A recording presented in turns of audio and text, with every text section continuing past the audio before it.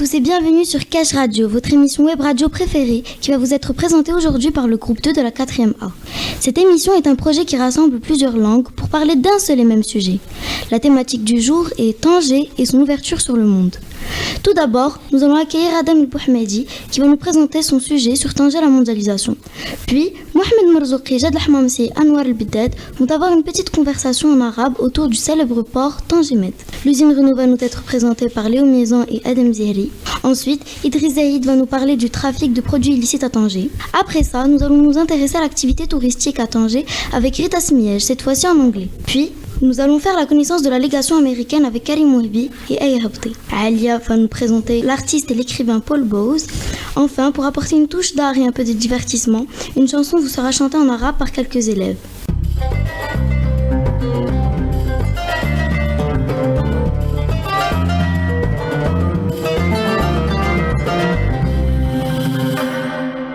Vous le savez, nous allons commencer l'émission en évoquant le sujet de Tanger et la mondialisation. Mais qu'est-ce que la mondialisation? Et quel est le rapport avec Tanger? Adam El-Bouhmedi va maintenant vous y répondre. Bonjour Adam. Bonjour Doha. Tanger est la deuxième ville économique du Maroc. Elle est située à un peu plus de 20 km de l'Espagne. Tanger est aujourd'hui devenu un pont de rencontre entre l'Afrique et l'Occident. Avant de parler de la mondialisation de Tanger, voyons tout d'abord ce que signifie le terme de mondialisation. La mondialisation est le processus d'ouverture de toutes les économies nationales sur un marché devenu planétaire. Elle est favorisée par l'interdépendance entre les hommes, la déréglementation, la libération de l'activité, la fluidité des mouvements financiers, le développement des moyens de transport, de télécommunications, etc. La région de Tanger est intégrée à la mondialisation car de nombreux acteurs encouragent ce processus. Les firmes transnationales telles que Renault, spécialisées dans l'automobile, sont des acteurs majeurs de la mondialisation. La firme transnationale profite de son positionnement près du port Tanger Med pour accroître les échanges avec le monde extérieur. L'État du Maroc est également un acteur qui favorise l'intégration de Tanger dans la mondialisation car elle permet de financer certains projets tels que l'Institut de formation des métiers de l'industrie automobile, IFMIA. Celui-ci permet aux étudiants de suivre une formation pour des métiers dans le domaine de l'industrie automobile. L'État favorise l'investissement et participe donc à la mondialisation en permettant une meilleure qualification des salariés. L'État crée également des zones franches, c'est-à-dire des territoires bénéficiant d'avantages fiscaux et ou douaniers, ce qui attire davantage d'investisseurs étrangers. Les flux et les réseaux sont importants dans la mondialisation. Il y a 3 types de flux dans la mondialisation à Tanger. Les flux commerciaux qui sont maritimes. Tanger possède en effet un port à Tanger Med qui favorise les échanges internationaux, c'est-à-dire que les importations et les exportations sont plus importantes entre les pays. Les flux commerciaux sont également aériens avec un aéroport et terrestre avec des voies ferrées, trains et TGV et des axes routiers. Il y a ensuite les flux financiers comme les IDE qui sont des investissements directs à l'étranger. Et pour finir, les flux humains qui permettent de favoriser la mondialisation. En effet, de nombreuses personnes sont amenées à venir travailler au Maroc. Les raisons sont alors professionnelles ou encore familiales. Merci Adam pour cette information très importante sur la ville de Tanger, une ville économique bien intégrée à la mondialisation grâce à des acteurs qui engendrent des flux et des réseaux participés à la mondialisation via la commercialisation.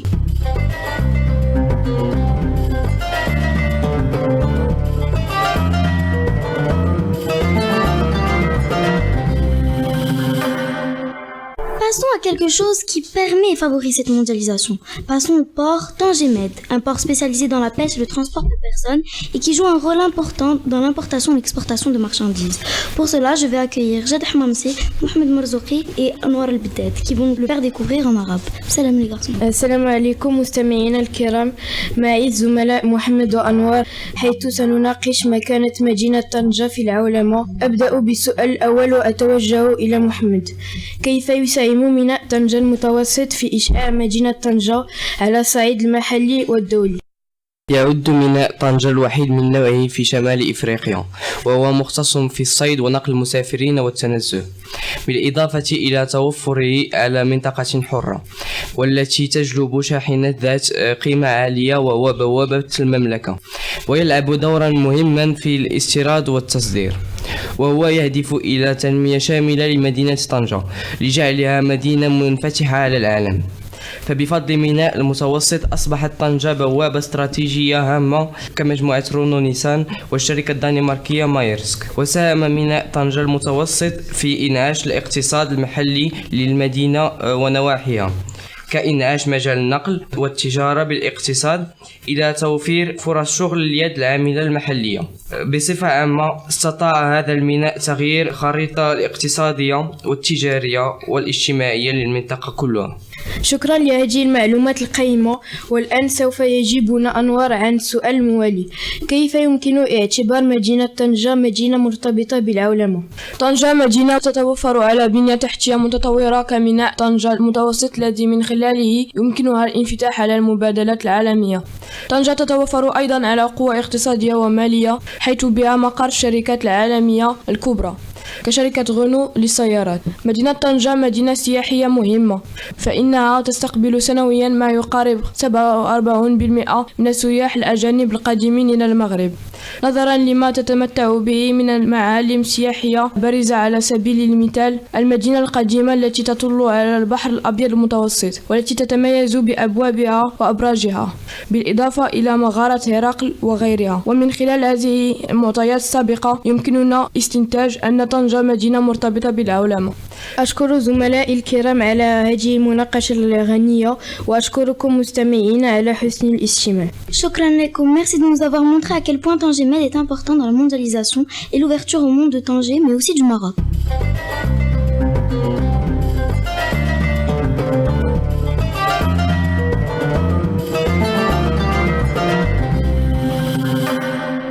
Nous avons appris que Tanger était une ville industrielle, mais vous ne saviez peut-être pas qu'elle abrite une des plus grandes entreprises au monde, qui n'est autre que l'usine Renault. Léo Miezon et Edem Zehri vous en diront plus. Salut. Bonjour. Vous aurez certainement remarqué la présence d'un grand nombre de dusters dans les rues de Marrakech, des Dacia Sandero, des véhicules Renault ou issus de tous ces sous-marques comme Dacia ou Nissan. Eh bien sachez qu'ils sont tous fabriqués au même endroit, l'usine Renault-Nissan de Tanger. Cette infrastructure compte environ 8000 employés ainsi que 2 lignes de production. Le site de Tanger a reçu le titre de Sustainable Energy Europe Awards pour sa fabrication de véhicules avec des moyens totalement économiques et écologiques. Je laisse maintenant la parole à Adam qui va nous expliquer plus précisément le fonctionnement de cette usine et en quoi consistent les différents espaces de production. Bonjour. Comme l'a dit Léo, cette usine dispose de 2 lignes de production allant de l'emboutissage au montage en passant par la tôlerie, la peinture, les sièges et les châssis. Le record de cette usine a explosé en 2016 au niveau de sa capacité de production annuelle en atteignant un volume d'environ 250 000 véhicules. Cette même année, l'usine dépasse les barres des 800 000 véhicules produits depuis le démarrage en 2012. Nous pouvons donc dire que l'usine Renault-Nissan est la plus grande usine automobile d'Afrique.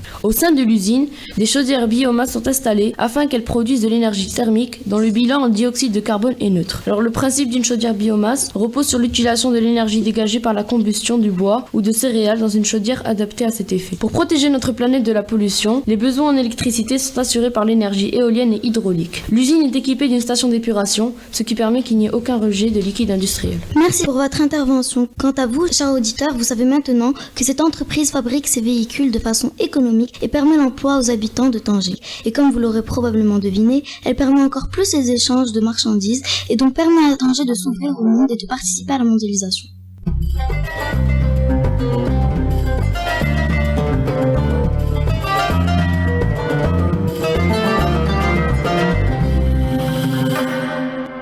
Zahid va maintenant vous parler du trafic de produits illicites, un sujet difficile à traiter. Bonjour à tous, aujourd'hui je vais vous parler de l'exportation de drogue à Tanger. Tout d'abord, je vais vous parler des chiffres de ce que le Maroc produit. Le Maroc produit entre 6 000 et 7 000 tonnes de drogue. Le Maroc est le premier producteur de drogue en Afrique et l'un des premiers au monde. La plupart de ces produits sont revendus à des Européens et sont exportés grâce au port de Tanger. Il y a chaque semaine au port Tanger Med des tentatives d'exportation de drogue. Parfois cela est aperçu par les forces de police qui font leur possible pour arrêter les criminels, mais parfois certains policiers cèdent à la corruption qui est malheureusement très présente au Maroc.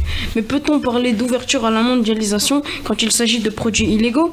Car Tanger n'a pas attendu le nouveau port pour faire ceci. Tanger est la ville la plus proche de l'Europe et est la ville la plus réputée à travers le Maroc dans le trafic de drogue et la vente de produits stupéfiants. Par exemple, en 2015, plus de 40 tonnes de cannabis ont été exportées de Tanger jusqu'à Paris. C'est voir tout ce qui est exporté. Merci Idriss pour ton intervention sur ce trafic qui est très courant à Tanger.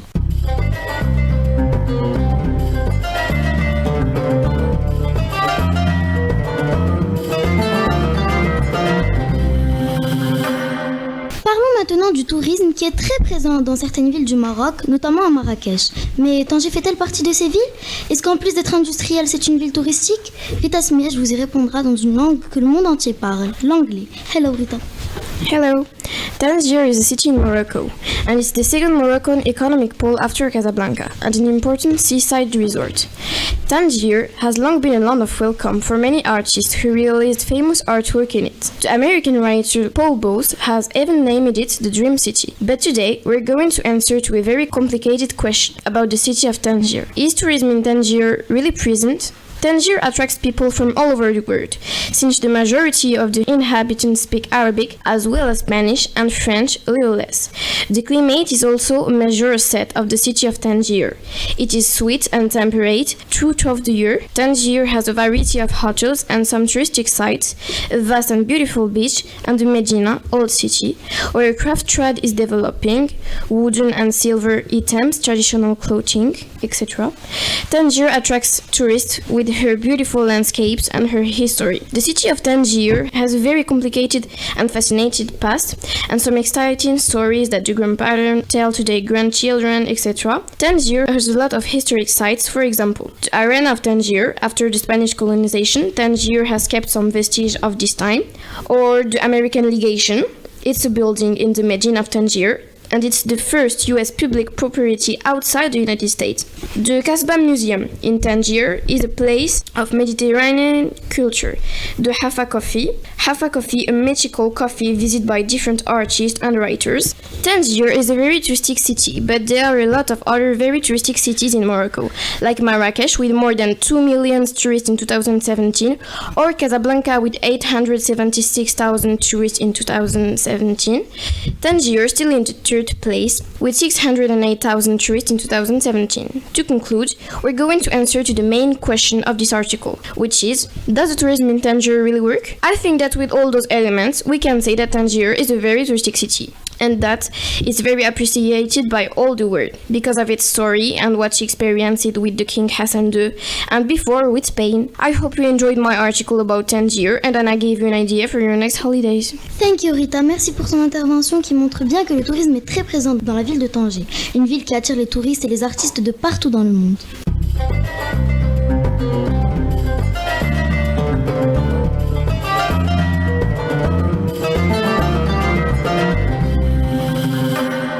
La ville de Tanger a aussi un passé très fascinant, comme le montre la vieille Médina où se trouve la légation américaine, qui est là maintenant depuis près de 2 siècles. Sans en dire plus, Aya Habte et Karim Mouhabi vont maintenant vous la faire découvrir. Aya Karim, bonjour. Bonjour. Offerte en 1821 aux États-Unis d'Amérique par le sultan Moulay Slimane. La légation américaine de Tanger est la première propriété publique américaine en dehors des États-Unis, située dans la Médina de Tanger. Ce bâtiment de 4 étages a été un consulat durant 135 ans. Aujourd'hui, la bâtisse témoigne des relations culturelles et diplomatiques historiques entre les États-Unis et le Royaume du Maroc. En 1982, le secrétaire américain de l'Intérieur, James Watt, l'a désigné comme un lieu historique national. Elle est maintenant officiellement appelée l'Institut de la légation américaine de Tanger pour les études marocaines. Actuellement, c'est aussi un centre culturel, un musée où on y découvre une belle collection de tapis et meubles d'époque, de cartes postales et gravures anciennes, des toiles de Hamri, de Eugène Delacroix et El Glaoui, mais également la collection de soldats de plomb du milliardaire Malcolm Ford. Enfin, on trouve aussi une bibliothèque de recherche se concentrant sur les études de la langue arabe. Dans ce musée, on y comprend également une aile entière consacrée à l'écrivain et compositeur expatrié Paul Bowles. De par son histoire chargée et son rayonnement culturel incontestable, la légation américaine constitue un site touristique du premier plan à Tanger. Tous les instituteurs, tous les visiteurs de la ville, du détroit, marocains ou étrangers, tiennent absolument à voir, surtout que son étage supérieur offre une très belle vue sur la mer et l'ancienne Médina. Merci à vous Aya et Karim de nous avoir fait découvrir ce site touristique qui a permis à Tanger au Maroc de s'ouvrir sur le monde il y a maintenant 200 ans.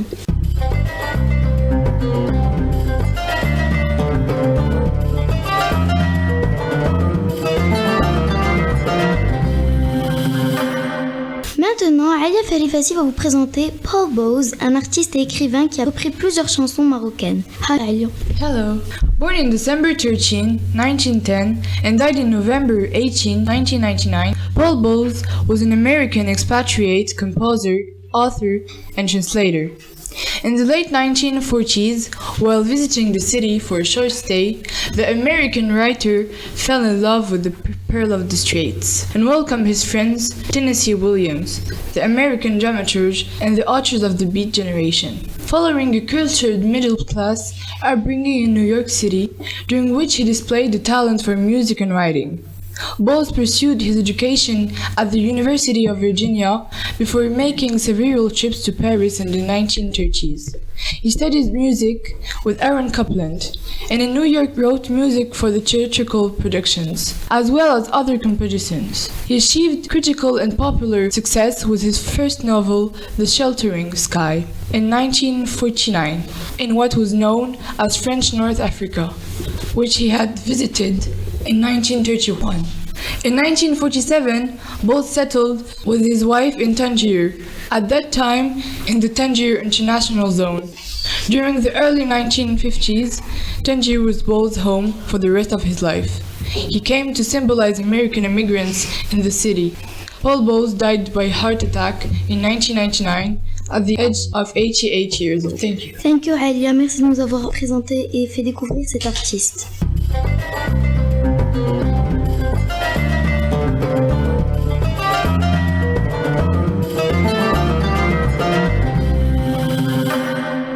Maintenant, une petite touche d'art et un peu de divertissement. Détendez-vous devant la chanson Bint Bladi de Shkara qui vous sera chantée par Rita Smiej, Kenza Qbash, Karim Wahbi, Aya Habti et Doha Mendili. Pour la musique, ils ont été accompagnés par le professeur Monsieur Jabari, Karim Wahbi et Anwar El-Beddad.